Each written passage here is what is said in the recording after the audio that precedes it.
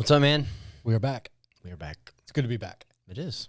Always good to be back. A week off. Yeah, a week off. Week before that, we had Jordan McCreary on, and a week before that, we talked a little bit about anger and who you're mad at and why you're mad and all that kind of stuff. And we thought that what better segue after that one to sort of tackle how to deal with anger. And we're no specialist here, just a couple guys that have had our share of trauma and anger and whatever you want to call it.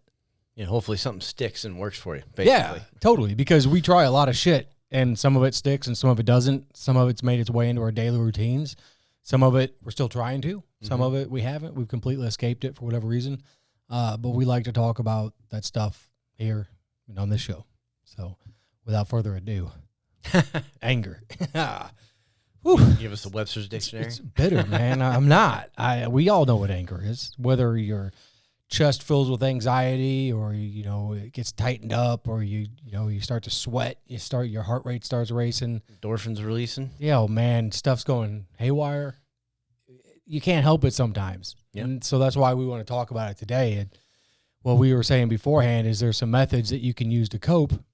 Not all of them are going to work for you. Mm-hmm. Maybe something will. Maybe something will set in with you. I know this past week it's been learning for me, learning and executing.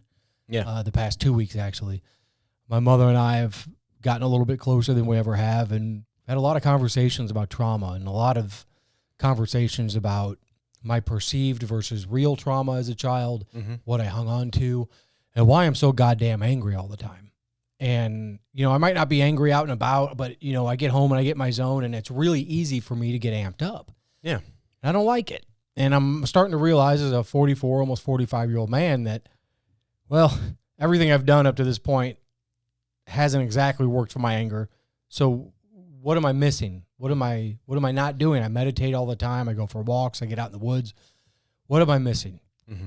And the bottom line is sometimes it's more comfortable for us to fall back into that anger mode than it is easy to go backwards than it is to push through that ambush, right? That ambush of anger, or that ambush of fear, or of abandonment, whatever it might be. For me, it's just, it couldn't be easier. There's times where I view my relationship with my wife a lot like the one with my mother, and I feel like I'm being abandoned, right? That's some deep shit, but it's stuff that I've had to really, really realize. I'm not good at everything. I'm only good at a few things, but I'm trying to get better at a lot. And one of them is just dealing with anger.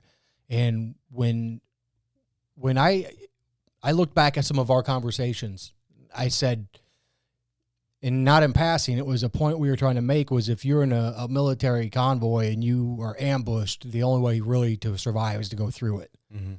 And so I started looking at my mother like an ambush, like, okay, I've got some beef with the way I was raised or wasn't raised. I got to go straight through it. Mm-hmm. All right, well, here's my mom. She's right here in front of me. I call her and say, Mom, I'm having a rough go at it. I'm coming off these meds. Lindsay's got to work. Kids going to school doing their thing. It's not really their job anyway. I need somebody to be here with me while I'm tapering off this medication, and things aren't feeling right. Well, that put us in a position where we had time to talk.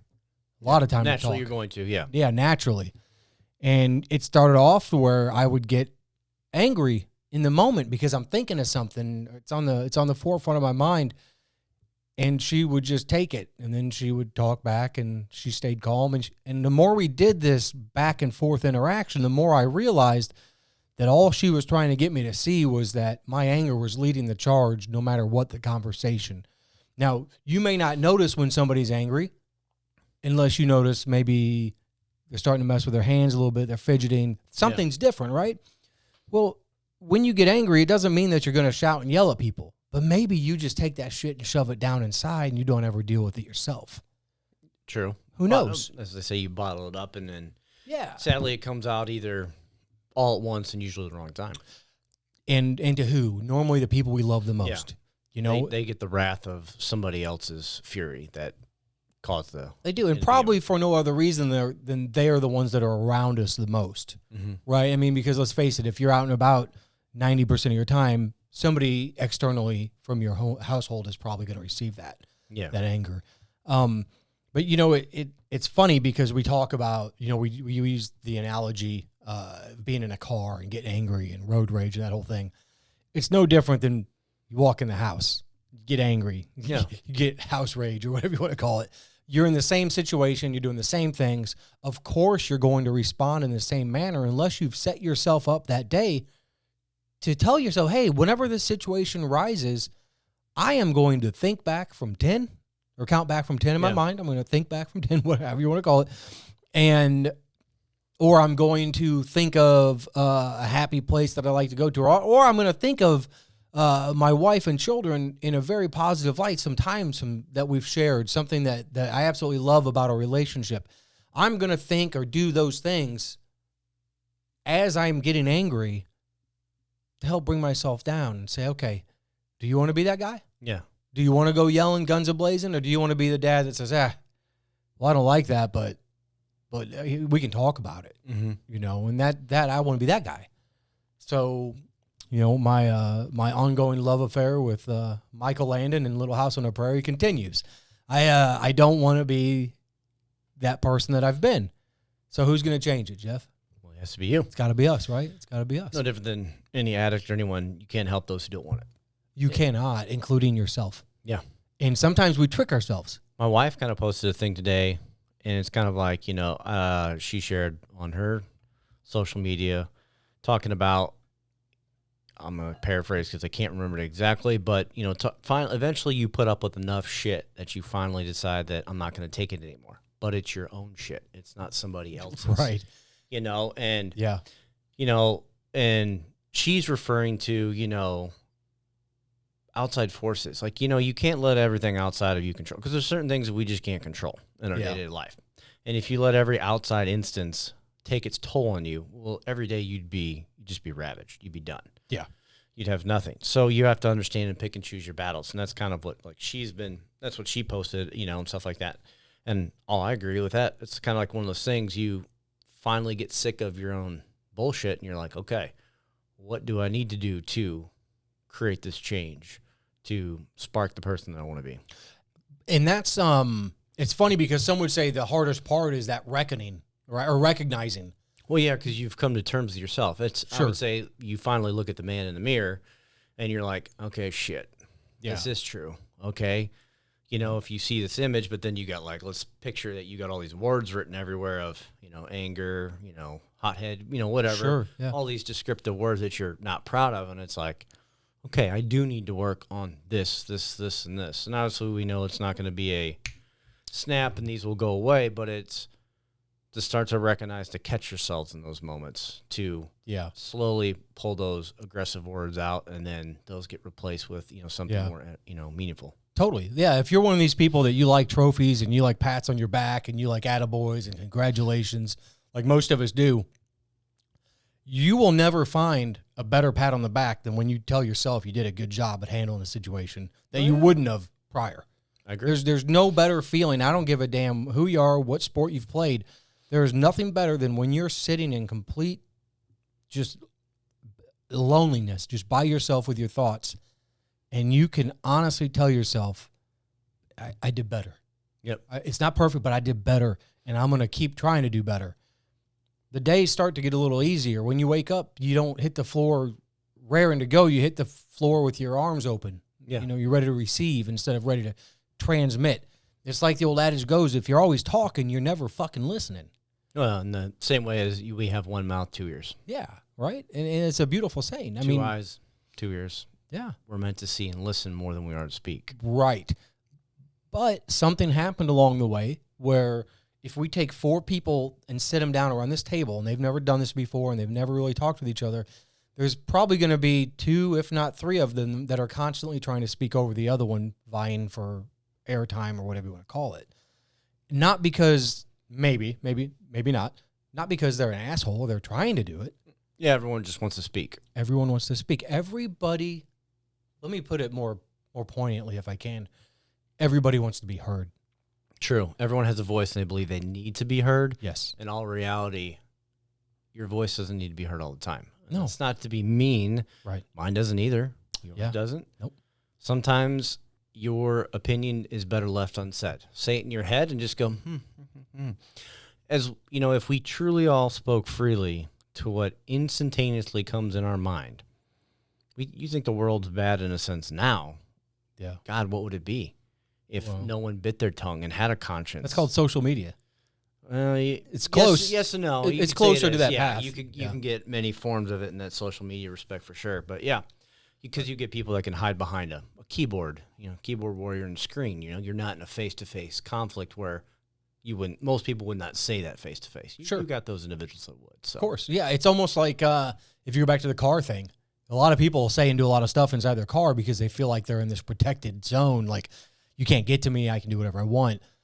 It's very similar. But the difference is when you catch yourself giving way to somebody in traffic, or when you catch yourself giving way to somebody verbally or emotionally. Yeah. When it's done, maybe not right in the middle, but when it's done, you will feel better about yourself. Agreed. Right? I don't think there's any other way to view it. Not I'm right, you're wrong, but if you're in a situation where historically you've done X, Y, or Z, and you're trying to undo X, Y, or Z, or do them less, then you should be proud of yourself when you do it. Mm-hmm. You should let it be known. You should say it out loud if you like to be heard. Say it to yourself. Tell yourself, damn it, Jeff, you did a good fucking job today. I know your schedule was off, but you did it, you got through it, and you're here. And I'll go with you there. Self-praise should go more. You should do that more. Yeah. We should be very conscious of how we talk to ourselves. Yeah. One book that I've read, I don't know, did I give you a copy to read of that? What do you say when you talk to yourself? Is that no? Well, there it is. I was going to bring it out today. Yeah, there you go. Hey. Speak of the devil. There it is. So, Dr. Saeed Helmstedter's book right there. That's right. Phenomenal book. My weightlifting coach, Justin Thacker, swore by that book, and then my wife got copies of it. And that book, I've read it a few times. I probably have how many sticky note things sticking out of that? You would think, like Jeremy's other book, he's got like a piece of paper. That book, probably every other page has something sticking out, highlighted. It looks probably like a kid took a highlighter to it. Yeah. But to me, it's like so many things. But something that I definitely don't feel we do enough in this day and age is give ourselves self-praise and self-love. Yeah. You first need to heal ourselves before we can begin to take on the task of healing others. But no one gives, like you're saying, no one gives credit. Like, you did something good. Well, maybe you got a tough project done. You're like, oh, man, good job. But even if it was behind, it was delayed, you were late with it, you still got it done. You may not hear it from the proper, hierarchy of your business that you work for, but tell yourself that. Yeah.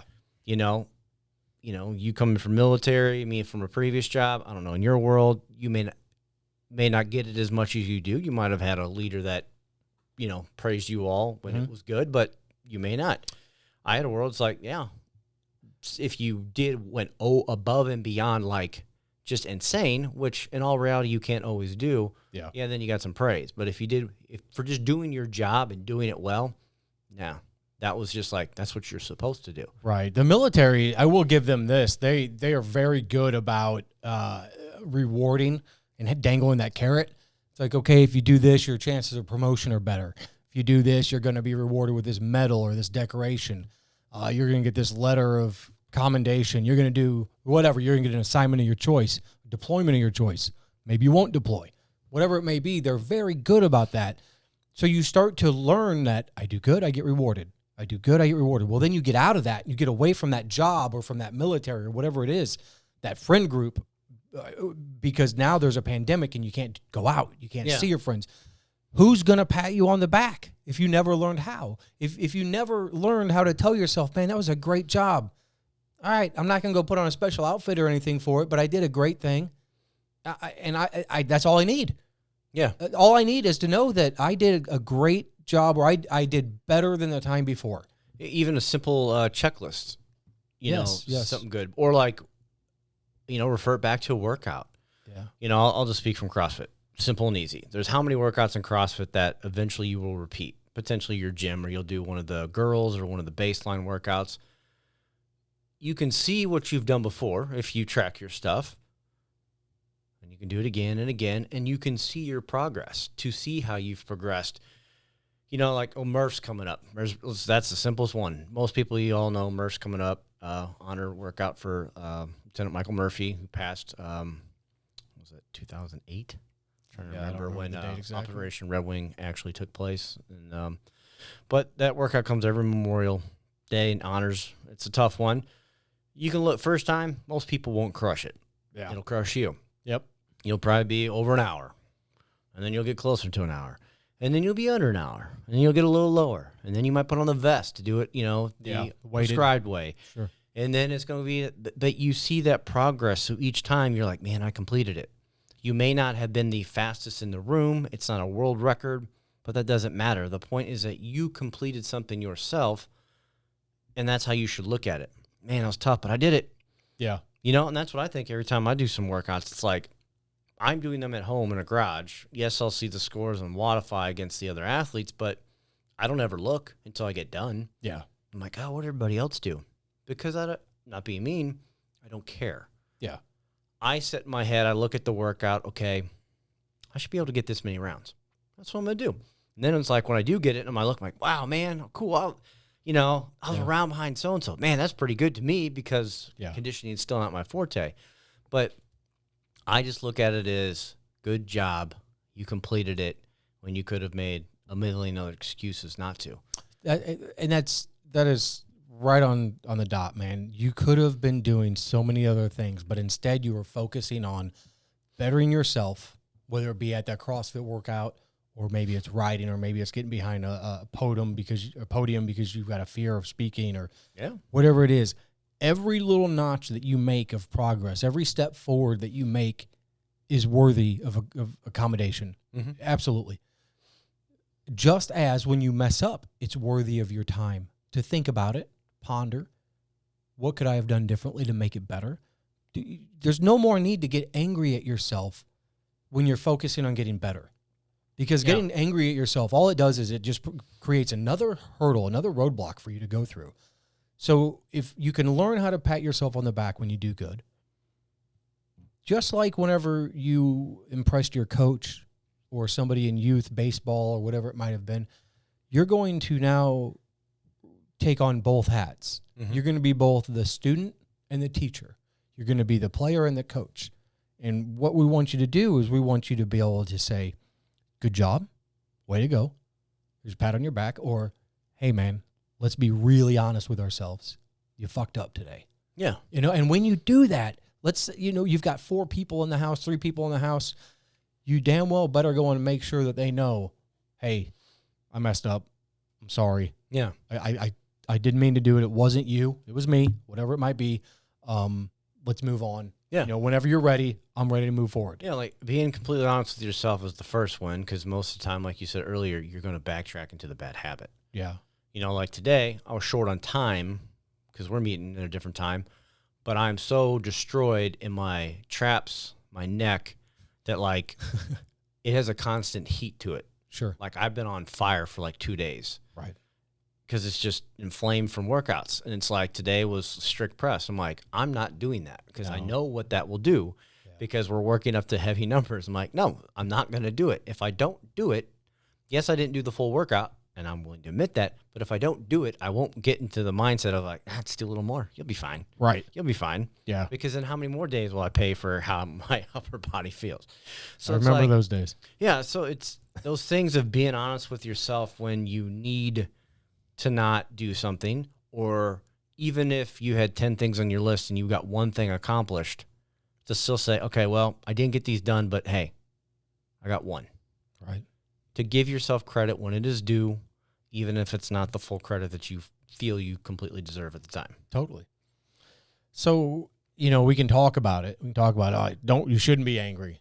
But what happens, Jeff? Somebody gets in your way, you're trying to do something, you get angry. It just happens. It's a reaction. That reaction is what we're trying to lessen. That reaction, or that gap between feeling that reaction and being able to overcome it, is what we're trying to get through here.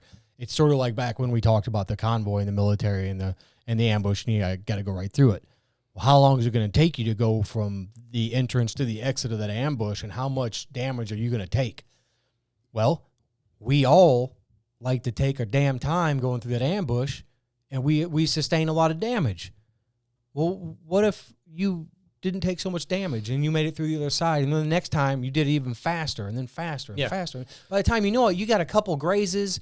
You got, you got a mark on your helmet. Well, so taking that exactly. So from the Book of Five Rings by Miyamoto Musashi, famous samurai, it's all about swordplay and warfare, but you can turn everything into modern life. Sure. He talks exactly like that. If you're in combat and you're fighting another person with sword or weapons, or if it's unarmed, you have to understand for that final shot to defeat your opponent, you're probably going to sustain some injury, but you'll be fine. Then the next time you have this conflict or this obstacle in life, you're going to sustain a little damage. Yeah. To eventually you've perfected your technique so well that you come out unscathed. And that's exactly it with these techniques of trying to better yourself or loosen yourself through anger. Is you're going to have those first couple times where you're going to hurt yourself. Not in a physical sense, but you're going to blow up. You're going to have to do some apologizing to yourself and some others.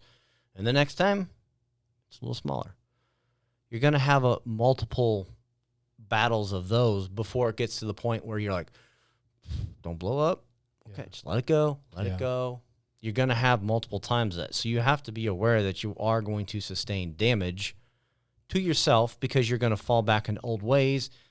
It's not going to stick on its first try. So you have to be aware and accept that those first couple of bouts, in a sense, you're going to mess up.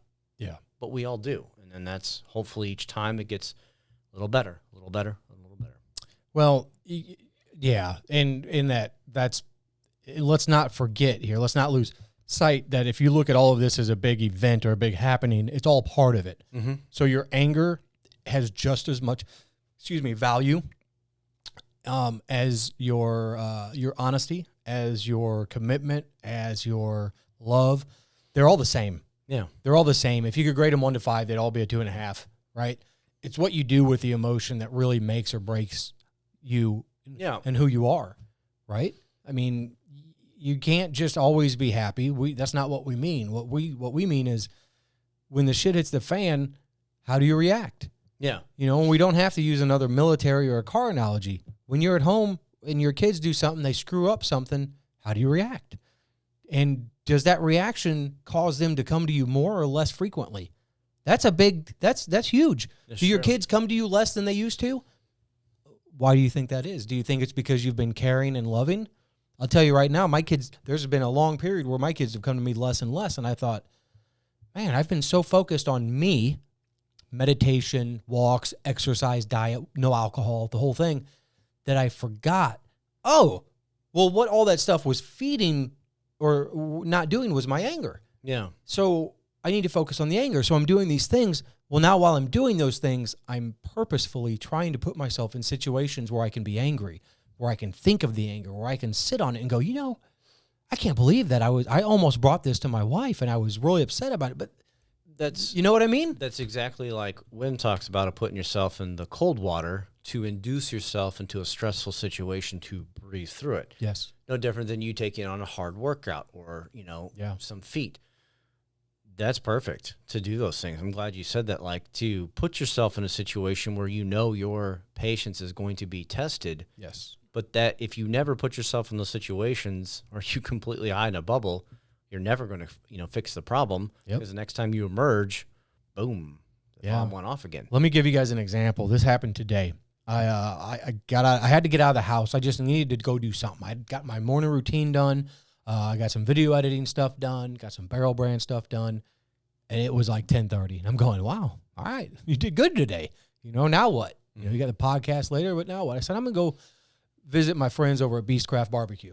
Oh, good stuff. The place over in Belleville, the OG spot. And I want to get one of the pork steaks, I'm driving over there. I hit every goddamn red light. Every single one, Jeff. And I don't have anywhere to be until like an hour and a half later. But now I'm starting to think, this keeps going on. Am I going to make it? Are they going to have pork steaks? Exactly. That's what you're really thinking. Nah, man. You weren't worried about getting mileage. Like, they can have pork steaks? Right, yeah. Had nothing to do at all with my daughter or my son. But so anyway, I get there and I get it and everything's okay. But I realized, hey, I had a few people do some dumbass things on the way here. right around me, and it's raining. You shouldn't be acting like an idiot in your car when it's raining. And I hit every damn red light. People pull out in front of me. I said, you know what's different? Never once did I feel that panicked anxiety or anger get into my chest. Not once. It stayed right here where I was able to outthink it and outsmart it. Yeah, you were having that conversation in your own head versus verbally. Yes. But it never got out of hand. It never got it to where I was like, I didn't even say a curse word. It's like nothing under my breath. So then on the way home, I thought, well, now I'm going to try to be more aware of it. I realized it in hindsight, which we all do sometimes, but now I want to take it head on. Driving, doing my thing. I noticed a couple of people, whatever's going on, just stress-inducing situations. And I thought, this is unreal. Everything that I've been doing has helped me to get to this point right now to where if I've got my sights on somebody or they've got their sights on me, it doesn't matter. It's clear head, right? And I can think about it. I can assess the situation, and then I can respond appropriately. It's the first time I've ever been able to really do that without any of that anxiety creeping in or any of that panic or fight or flight. So I think just dealing with the anger thing with like head on, like the ambush, like I have been, has helped me to prevent the same fucking anger from numerous situations. But by telling that anger, you don't owe me anymore, I'm going to do something differently, the anger just said, all right, boss, you got this. You kind of do what people do, I assume, when you quit smoking or something. Like, you don't control me. Right. Because, and again, I'm going to I think it's Marcus Aurelius that said it, is, in a paraphrase again, I can see it in my head, I just cannot think of it. Yeah, I'm foggy today. But your reaction to something is the control I have over you. Right. How you react to something. So if you react in anger, I hold full, and we talked about this before, I fully hold that control over you because I got you to react in a manner that wasn't calm. You're getting my attention. Yes. So in a sense, I have a hold over you because I'm controlling you by emotion, which is true, which is you've probably heard, don't fight angry. Yeah. I was always told that when I fought. You can put many arguments to that, but that's not what we're talking about. But it's one of those things that it's true that your emotions, if those are always the one at the top of the puppet strings leading you, you're not controlling yourself. You're either being led by anger, fear, or whatever emotion we want to throw at it. Yeah. So it's really one of those same things as you're having that conversation in your head, it's like, nope, get out. Yeah. Get out. Yeah. It's like, oh, yeah. But you were so focused on doing, you're like, oh, man, a red light. It's raining. You're probably looking around, depending which route you want to get there. Right. It's probably a route you don't get to see, all the time. And you're like, oh, okay, cool. And then you get there and you're like, oh, damn, all these red lights, all these people. I didn't get mad once. Because you're probably just distracted by driving, but the route that you took. Right. But before that I could have easily been inconvenienced by something mentally, as opposed to being in control of what I'm doing. Yeah. I don't have time to worry about you knuckleheads. I'm worrying about me. Yeah. And getting somewhere. I'm doing my part to get somewhere safe. So when it used to be when somebody else was doing something that could have gotten in the way of that or injured somebody, I would have gotten angry. But yeah, you're right. It was just something about it. It wasn't just something about it. It was the hard work I've been doing. It's the busting my ass mentally to prepare myself for those moments so that I can just take them with a grain of salt for what they really are worth. Mm-hmm. It's a thought. It's a moment. It's going to be gone. And if you start to meditate, you'll know what I mean whenever I say you just let the thought unravel. Yeah. Just let it go do its own thing. When you've given it energy and you've said, oh, yeah, that happened. This is the cause of it. All good. All right, move on. We're good now. Yeah. Yeah, we're good. We can move on to the next thing. We don't have to listen to Jeremy or Jeff or whoever get angry about something because he's not. He dealt with it like he should have, processed it, over, case closed, not going to stew on it, move on down the line. Yeah. Right? Next, because you're going to have another one. Yeah, and that's the thing. Right. It's not to dwell on something like, and many have said this, but I think Rumi's said something about it. I know the Stoics have. I know Lao Tzu. We can go down a list of it. But dwelling on the past, you are not currently living in the present. Right. Dwelling on the future again. So no matter, you have to live in this. Like you and I are here right now. And as hard as it is, you can sit here and your brain will go, what am I doing after this? Or what's tomorrow? I'm not going to lie. You're talking and literally, we talked about a workout a moment ago. My brain's thinking of like, man, it's supposed to be nice this weekend. Like, right. It's like, happens. shut up. Right. You know, but that's the human nature of the brain. Thoughts inner, those are, firing a million miles a minute. But it's that thing of here and now. Trying to be focused on what's going on so that when these situations arise, one thing your brain's going to do, it's going to go pull to the past. Okay, the last time this is what this happened, this, and this.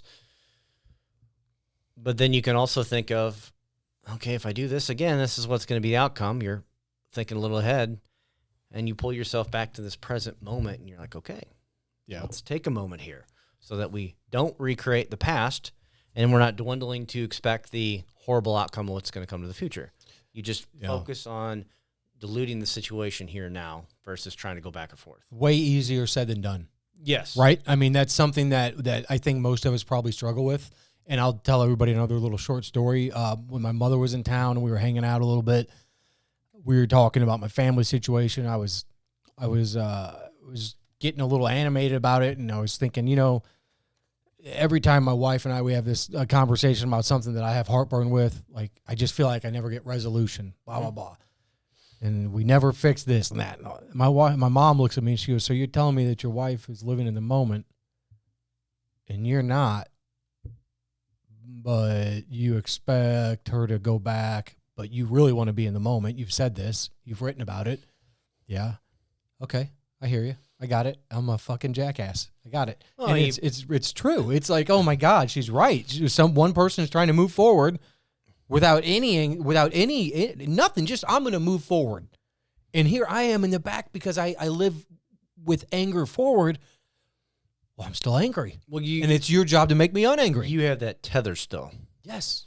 You're trying to go forward, but you're pulling this sled that's got this just insane amount of weight. Yeah, man. And each time you have that win like today, it's like kicking a 45 off the sled. Yeah. Cool. I can get a few more steps, but you're still getting dug in the dirt. Yeah. The ruts are getting deeper. Right. But man. you're making progress.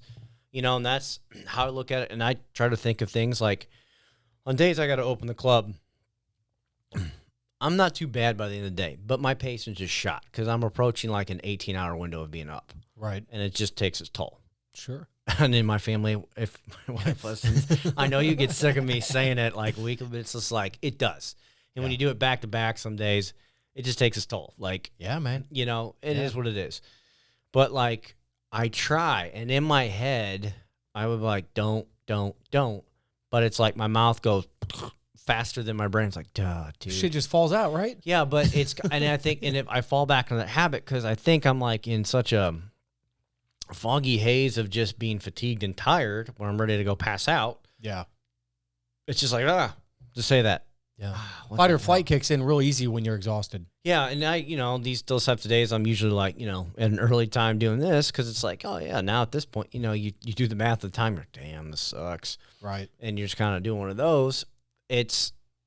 You're not. And that's no different than going to a health standpoint. We'll jump back real quick. Lack of sleep, improper nutrition, poor workout habits will lead to improper thoughts because your body is not optimal. But when I sleep good, I'm eating right, which I've been doing a damn good job of. It's like, you don't have that because everything is in line where it's supposed to be. Yeah. Now, naturally, life does not always go that way, but that's where, as we keep saying here, like the more you do this, the more repetitions you get in, the less likely that kind of stuff happens. It reminds me of something I thought about this a while ago, and I honestly can't remember why, but if you're running, like you remember the little alphabet blocks that we all played with as children? Yeah. Right? So if you're running with those in your hands and they're falling and you're stopping to pick them up, that's sort of like living your life with anger. You've got to keep stopping and picking up all these pieces and you're hanging on to shit. I like that. Imagine if you had a nice little container with you and you could just stroll and you knew you weren't going to be leaving all these breadcrumbs. That's how I feel about anger, at least for myself. It's like I leave these little tidbits of things showing I was angry then. Oh yeah, I remember that. I was angry then. And my mom says to me, "How many people in your life do you have anger with?" And I'm like, well, I mean, not that many. Oh, wait a minute. That's like most of my distant family. That's a good question to know? ask people that, like, if you don't mind me interrupting you. No, please do, because I think it's a good segue. I've never thought about that either. That'd be something like a good sit down and write project for anyone listening. That who are you angry with? Yes. And don't be afraid to put yourself down, because one, that you should be on the list, because if you have anger towards other people, you first got to put yourself down, because you're the reason why. Yeah. Maybe. But that would be something to put down, like that's something good. Then if you have connections with those people, these are people you should have. You can't have like, oh man, I'm mad at so and so. Good, they're a celebrity. Good luck on trying to, get that fixed. It's got to be people within your realm. Maybe it's someone you haven't reached out to in a while. Yep. But think, and then maybe with that person's name, write down what event, what little thing led to this anger that is eating at you. And as the Bible says, you should forgive and forget if it's somewhere in that realm. But I think that's good. And we've talked about this before too. Like Abe Lincoln did this, and Carnegie and a bunch of, famous leaders is they'd write letters when they are angry, and they never got anywhere. They found old letters Lincoln wrote to people he was angry at. They never went out in his desk when it was bought how many years later. Just like angry thoughts, they dissipate. They go away if you let them, right? They float away. They unravel. And then to take that, write all the angry things down of individuals, what like happened with, ABC, those same individuals on another piece of paper, put the positive things down. What's something good that you had with this individual? What sticks out the most? And then the next one. And then like what emotions come with those good times? Yeah. And compare. And then obviously I would assume that these good times should completely outweigh the bad. And as many people have said, you're going to have some shitty moments in life, but when you stop and pause, and most reality, I would say to most people, your good times completely outweigh the bad. Yeah. As they say, your bad day, someone would trade in a heartbeat because it would be their best day. Right. Yeah. So completely. I think that'd be like a good little assignment. Well, it is. And that's something that I've been doing. And I'll tell you, I'll add a little bit more to it, and let's sort of segue into the things that may help you when you're in that moment, right? When you're leading up to that ship going under and you're like, oh my God, I knew I was going to do this again. There's something called, besides the writing, we'll get to that next, but there's something called tapping or EMDR, right? And these are forms of therapy that I've done and that I think have helped me to get to the place where I am and hopefully where I'm going. It's getting both hemispheres of your brain to speak with each other again, because when you've gone through trauma, perceived or real, and I say that for a reason, because perceived trauma to somebody that's not real is real to them. Yeah, 100%. There's no difference. So if you have these feelings of anger and you don't know what to do with them, somehow find a way to take your hands and place them on your legs. Just tap left, right, left, right, left, right. You want to do this about 8 to 12 times. If you're still if you feel anger is still like washing over you, stop. Come back to it. Left, right. While you're doing it, I want you to think of a time or a place that makes you happy. I want you to think of an event, a smell, a food, anything. Maybe you enjoy baking cookies when you get upset. Whatever it is, think of that while you're tapping. And what this does is it takes that fight or flight versus that creative and loving and artistic and that whatever, and it gets them to start sort of talking to each other again, if you will. Two gears start to line back up so they can become one. So there's that. Breathing. Count back down. How many times have you heard somebody just say, hey, count back down from 10? I guarantee if you're in the middle of an angry situation, you count back down by 10 and you focus on that breath, your level may go from 110 to a 90, right? then maybe you do some tapping with it. And I'm not saying that everybody can always do these things, Mm-hmm. but there is a time and a place for them, and they do work. The book, I got this from my therapist years ago. It's called Tapping In, just an EMDR related technique, and it's can be had on Amazon or Audible, whatever. I would highly recommend it. But the best thing that I have done for myself is exactly what you were saying. When my father passed, we had just started to connect. Mm-hmm. I mean, weeks prior, we just started to connect. And when he left this earth, he left me with a lot of anger because of the way he left. Well, you didn't get the resolve that you had hoped. Yeah, I think that's a big part of it. Cut But short in a sense of maybe. it felt almost like he was getting what he needed to get done, and then he checked out. Okay? So the only thing that I could do was write to him. So I wrote to him, and I left it sitting there, right? I did not deal with it. I didn't think about it anymore. I wrote it, slid it back in my notebook, and left it there for a day. Mm-hmm. I came back the next day, and I thought, I'm going to read it again. I'm going to read it now. Read it back to myself. Do I have anything else to add?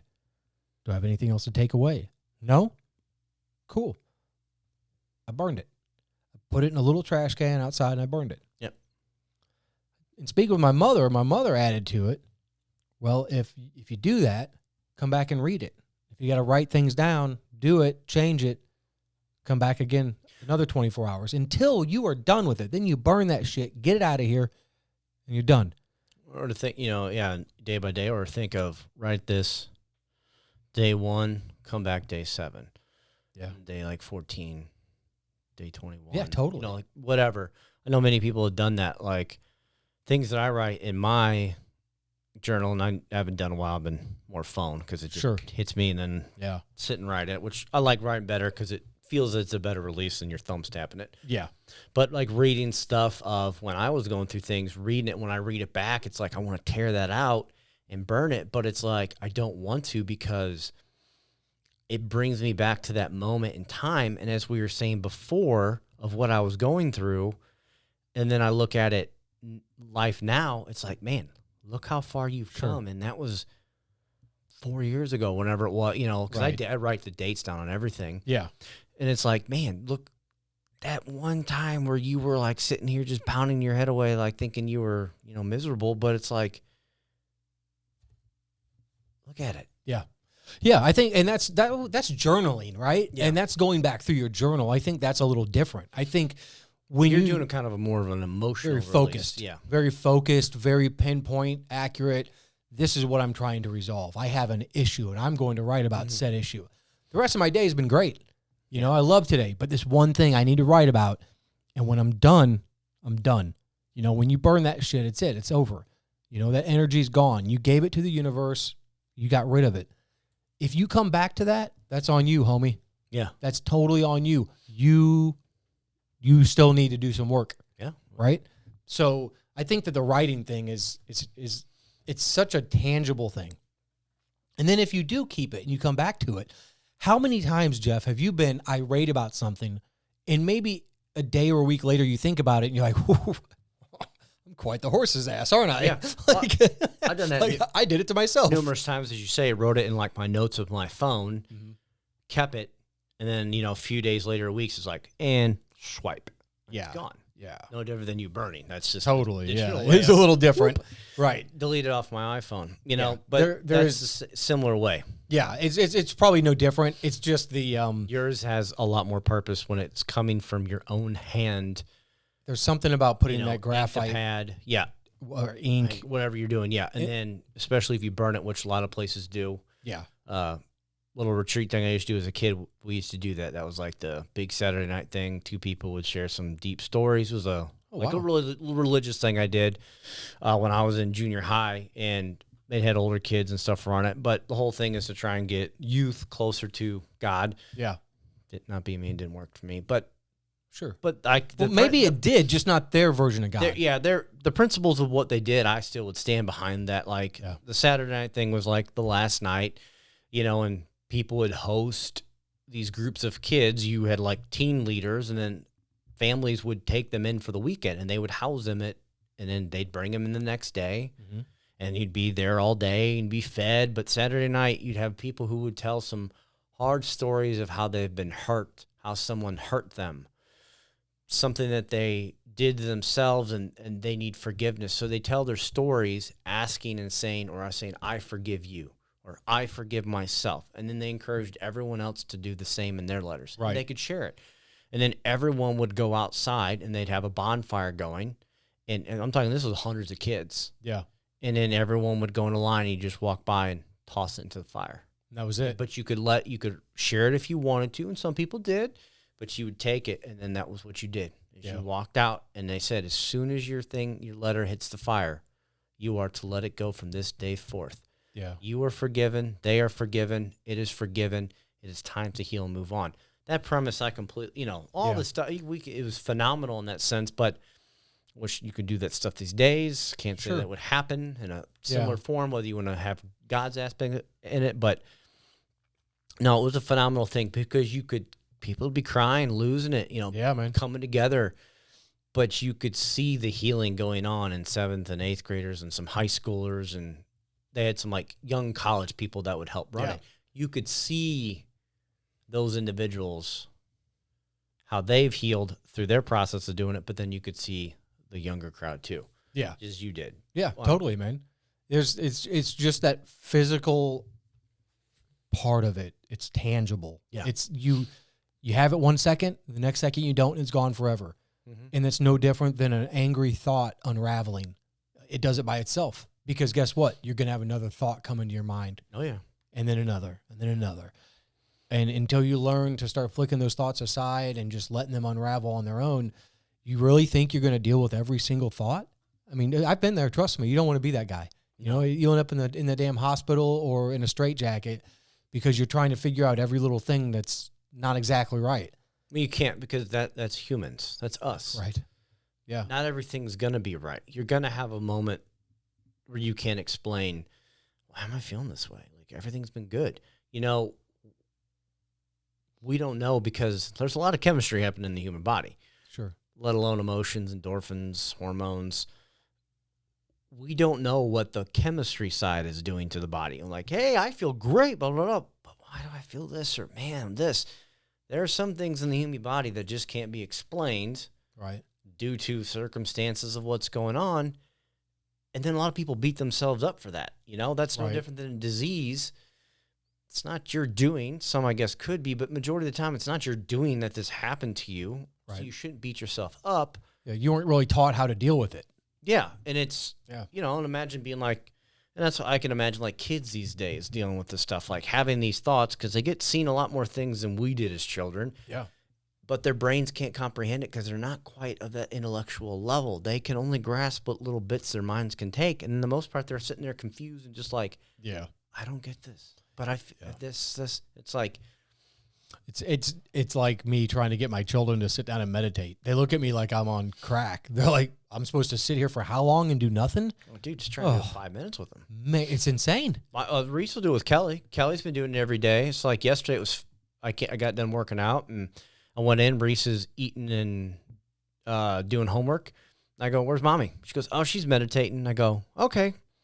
I go, how long's she doing? She goes, she didn't say. I'm like, okay, you didn't want to do it with her?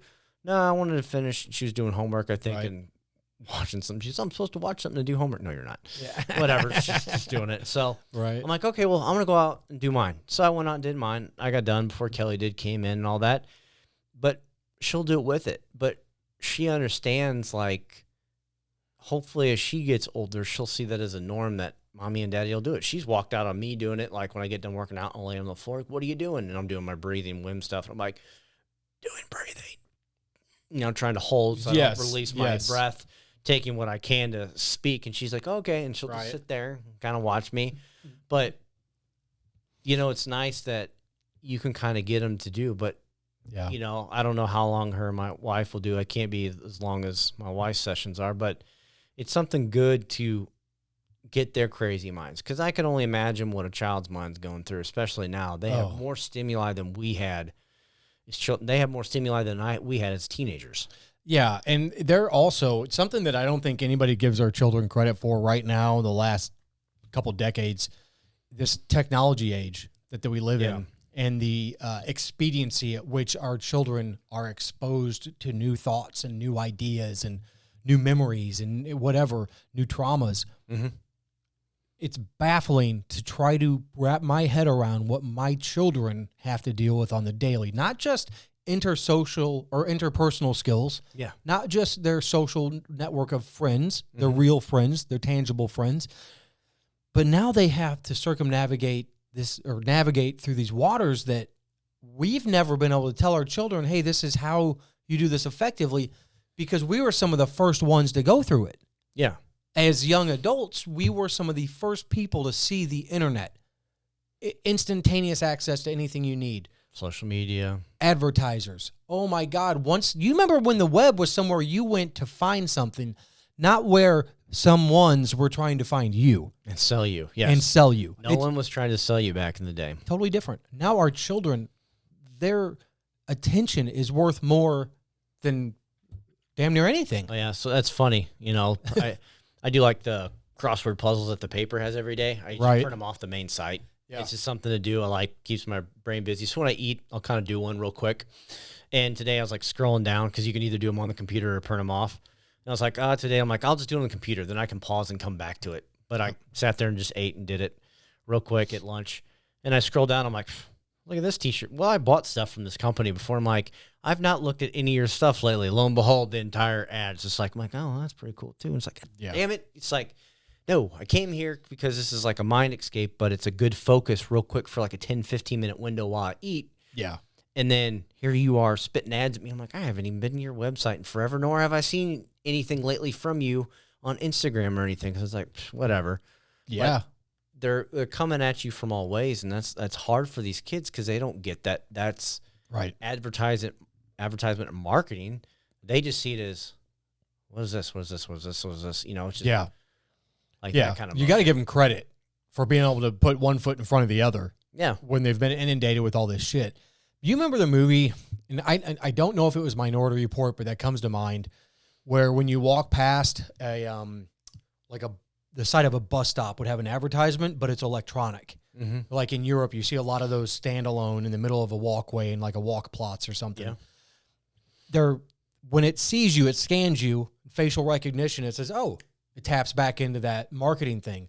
Here's, you're on your way to work. Here's a better pair of shoes that you could be wearing today. Like, what?